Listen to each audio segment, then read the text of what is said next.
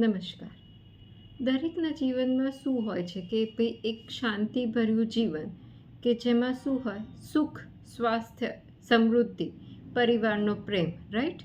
હવે આ એક બેઝિક રિક્વાયરમેન્ટ છે દરેક વ્યક્તિની કે એના જીવનમાં સુખ, શાંતિ અને સમૃદ્ધિ હોય. હવે સમૃદ્ધિની ડેફિનેશન શું છે? સમૃદ્ધિ મતલબ દરેકની વ્યાખ્યા દરેકના હિસાબથી અલગ અલગ હોય છે.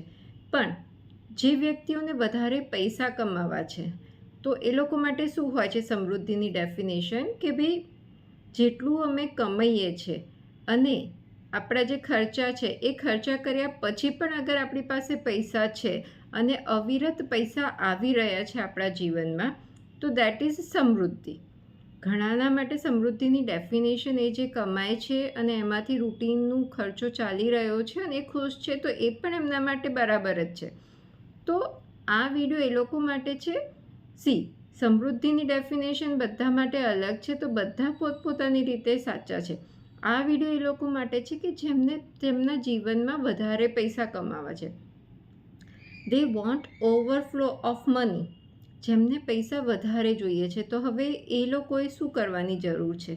તો આમાં આપણા અત્યારે જે પણ જીવન છે એમાં શું છે બધો માઇન્ડસેટનો ખેલ છે, રાઈટ? તો અહીંયા જસ્ટ તમારે તમારું માઇન્ડસેટ શિફ્ટ કરવાનું છે because manifestation, law of attraction એના પર કામ કરે છે એનર્જી. અને એનર્જી ક્યાં હોય છે? જ્યાં આપણો ફોકસ હોય છે, રાઈટ?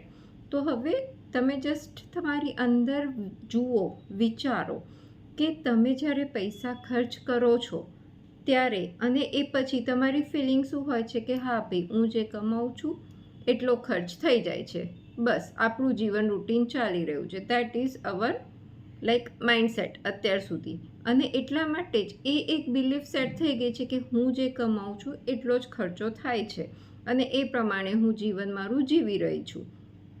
તો આ એક માઇન્ડસેટ, એક બિલીફ સેટ થઈ ગઈ. તો આગળ જે પણ સિચ્યુએશન છે એ રીતેની થવાની છે. તો હંમેશા તમારી પાસે પૈસા એટલા જ આવશે જેટલા તમે ખર્ચ કરો છો. હવે તમારે ખર્ચ કર્યા પછી પણ યુ વોન્ટ મોર મની, તો એના માટે તમારે શું કરવાનું છે? You have to change your focus. Focus કેવી રીતે ચેન્જ કરવાનું છે કે ભાઈ અત્યાર સુધી જે માઇન્ડસેટ છે કે હું જે ખર્ચ કરું છું એ હું જે કમાઉં છું એ ખર્ચ થઈ જાય છે. તો હવે આ માઇન્ડસેટને ચેન્જ કરવા માટે આજથી તમારે શું કરવાનું છે? બહુ સિમ્પલ કરવાનું છે. તમે કંઈ પણ ખરીદવા જાઓ બજારમાં કે ઓનલાઈન શોપિંગ કરો, ગ્રોસરીની હોય કે ગમે તે હોય, નાની વસ્તુ કે મોટી વસ્તુ, તો જે પણ તમે ખરીદી એની જોડે એક નાની કોઈ નોર્મલ પણ કોઈ એક એક્સ્ટ્રા વસ્તુ ખરીદો.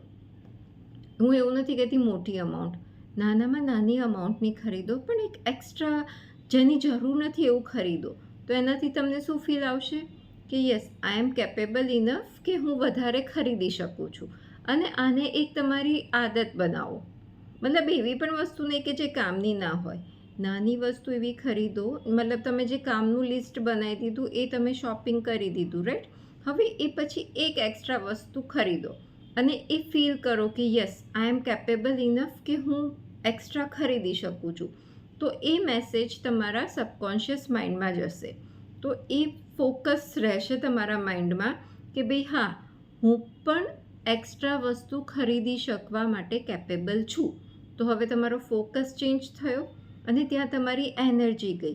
તો આનાથી શું થશે કે ફ્યુચરમાં તમારી પાસે એ રીતેની સિચ્યુએશન અરાઇઝ થશે કે જેનાથી તમારા જીવનમાં વધારે પૈસા આવતા જશે કે જેનાથી તમે વધારે ને વધારે વસ્તુઓ ખરીદ્યા પછી પણ you will have enough money to spend.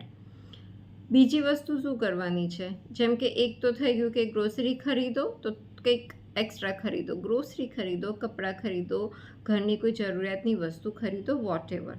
અને એ સિવાય બીજું આપણે રૂટીન શું એક્સપેન્સ હોય છે? Bill payments. તો અગર તમે કોઈ બિલ પેમેન્ટ કરી રહ્યા છો તો એડવાન્સ પેમેન્ટ કરો. કોઈક વખત એડવાન્સ પેમેન્ટ કરી દો તો એનાથી યુ વિલ ફીલ ગુડ કે હા ભાઈ I am capable enough to pay in advance.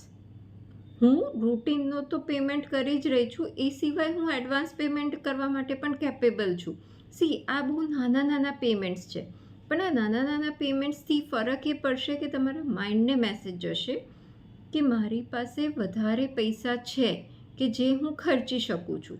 તો અહીંયા વાત છે આપણે વધારે પૈસા કમાવાની, ઓવરફ્લો ઓફ મની તમારા જીવનમાં લાવવા માટે, કે જેનાથી તમને નવી નવી ઓપોર્ચ્યુનિટીઝથી નવી નવી જગ્યાએથી પૈસા આવતા જશે અને તમે નવા ખર્ચા કરી શકશો અને ખર્ચા કર્યા પછી પણ તમે એને બચાવી શકશો.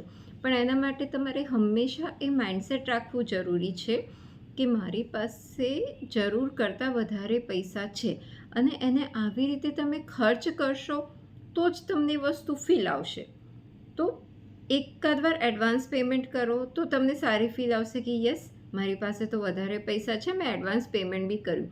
અને હા, પેમેન્ટ કરતી વખતે મેં લાસ્ટ વિડીયોમાં પણ જણાવ્યું છે એ રીતે કે હંમેશા કોઈ પણ પેમેન્ટ કરો તો જરૂરથી બોલો કે હું પૈસાને ખુશીથી મુક્ત કરું છું અને તે અનેક ગણા થઈને મારી પાસે આવે છે. તો આ 3 વસ્તુ તમારે કરવાની છે. નાની નાની વસ્તુઓ એક્સ્ટ્રા ખરીદો કે જે તમારે કામની હોય, પેમેન્ટ્સ થોડું એડવાન્સ કરો અને જ્યારે પણ કોઈ પણ ખર્ચો કરો, 5 રૂપિયાથી લઈને મોટામાં મોટી અમાઉન્ટ જે પણ ખર્ચ કરો, હંમેશા સારા દિલથી ખર્ચ કરો કે ભાઈ હું પૈસાને ખુશીથી મુક્ત કરું છું અને તે અનેક ગણા થઈને મારી પાસે આવે. અને એમાં એવી સારી ફિલિંગથી કરો તો શું તમારી પાસે પણ જ્યારે બી પૈસા આવશે તો એ સારી એનર્જી સાથે આવશે કે જેથી એ સારામાં ખર્ચ થાય. કેમ કે તમે જે ફિલિંગ, જે એનર્જી સાથે ખર્ચો કરશો કે સામેવાળાને પેમેન્ટ કરશો, તમને પણ એ રીતે જ પેમેન્ટ મળવાનું છે. તો હંમેશા એ વસ્તુ માઇન્ડમાં રાખવાની કે ભાઈ તમે અગર કોઈને પેમેન્ટ કરી રહ્યા છો તો સારા દિલથી કરો કે આ હું જેને આપી રહી છું એ વ્યક્તિ, વાપરનાર પણ ખુશ થાય, એ પૈસાને યુઝ કરનાર પણ ખુશ થાય. અગર તમે એ ફિલિંગ સાથે આપશો તો તમારા જીવનમાં પણ પૈસા એ રીતે આવશે કે જેનાથી તમે ખુશ થાઓ.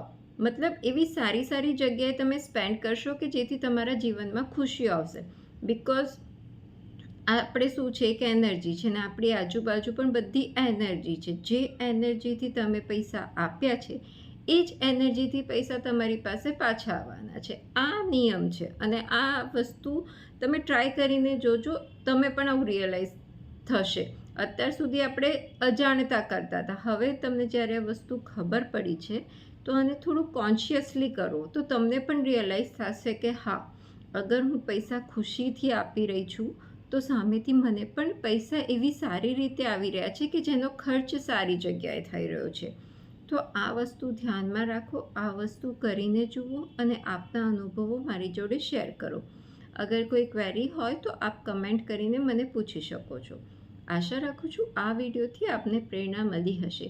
વિડીયો પસંદ આવ્યો હોય તો વિડીયોને લાઈક કરજો અને ચેનલને સબસ્ક્રાઈબ કરજો.